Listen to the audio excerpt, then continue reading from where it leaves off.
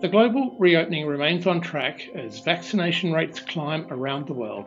Inflation is the new concern, but the spike so far looks transitory. We still like the pandemic recovery trade that favours equities over bonds, the value factor over the growth factor, and non-US stocks over US stocks.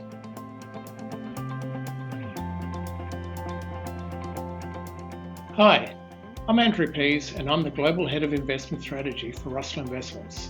Welcome to the third quarter update of our global market outlook for 2021. It's a case of so far so good in terms of vaccines and COVID.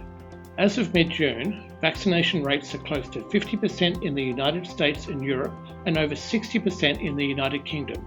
Japan is lagging with just 15% of the population vaccinated, but should hit 50% by late August as the rollout accelerates. New, more contagious COVID-19 variants are spreading, but the good news is that the existing vaccines seem effective against these as well. This means that the reopening should continue across the major developed economies through the second half of 2021.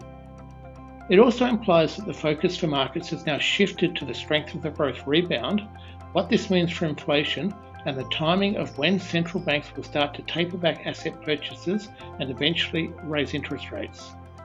We think that the inflation spike is mostly transitory. It's a combination of base effects from when the consumer price index fell during the initial lockdown last year and temporary supply bottlenecks. We think it's going to take until probably the middle of next year for the US economy to recover the lost output from the lockdowns, and it will probably take longer in other economies. This means that we shouldn't see broad-based inflation pressures until after then. It also means that market expectations for the US Fed to begin lifting interest rates in 2022 are premature. We expect the Fed to commence tapering back asset purchases in early 2022, with the second half of 2023 the most likely timing for the first interest rate hike. The conclusions from our cycle, value and sentiment investment decision-making process are largely unchanged from our previous quarterly report. Global equities remain expensive, with the very expensive US market offsetting slightly better value elsewhere. Sentiment is close to overbought, but not near dangerous levels of euphoria. The strong cycle outlook delivers a preference for equities over bonds for at least the next 12 months, despite expensive valuations. It also reinforces our preference for the value equity factor over the growth factor and for non-US equities to outperform the US market. Let's now look at the main risks over the next few months. There are still risks from new COVID variants, but these are fading with the success of the vaccine rollout. The biggest watch point now is inflation and the response of central banks. Our expectation is that the inflation spike is mostly transitory and that the major central banks, led by the US Fed, are still 2 years from raising interest rates. An inflation spike that persists into the second half of the year, however, could trigger a more hawkish tone from the Fed. This would be a challenge for equity markets that offer value only when compared to the current low level of interest rates. Our inclination would be to add risk on any market dips caused by changes in Fed tone. The cycle is still positive for risk assets, and a good rule of thumb is to remain positive on equities until the Fed has lifted rates to a level that starts to slow economic activity. Let's turn to our asset class preferences. We prefer equity markets outside of the United States.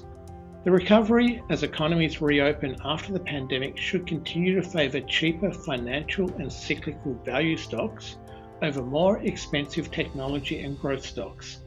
The rest of the world has more exposure to cyclical value stocks than the United States. Emerging markets equities have been poor performers so far this year.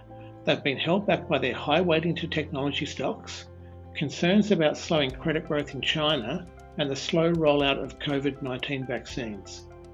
These last two concerns should start to ease later in the year as Chinese credit growth stabilises and vaccines become more available across emerging markets. High yield and investment grade credit are expensive on a spread basis, but have some support from a positive cycle view that supports corporate profits growth and keeps default rates low.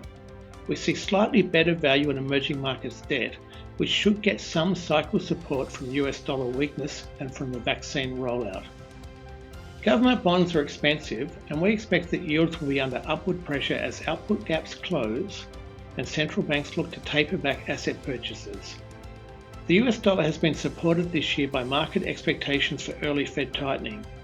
It should weaken now that investors have fully priced in Fed tightening expectations and as the global economic recovery becomes more entrenched.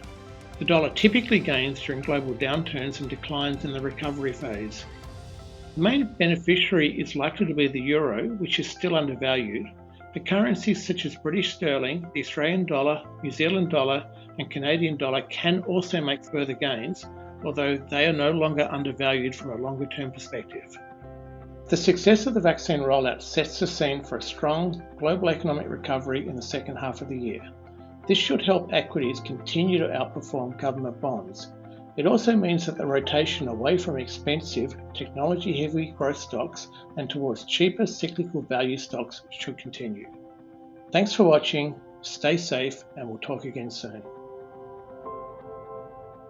Hi, I'm Eric Risteman, Chief Investment Strategist for Russell Investments. If you like what you saw in this video and want to see more like it, please subscribe to our YouTube channel.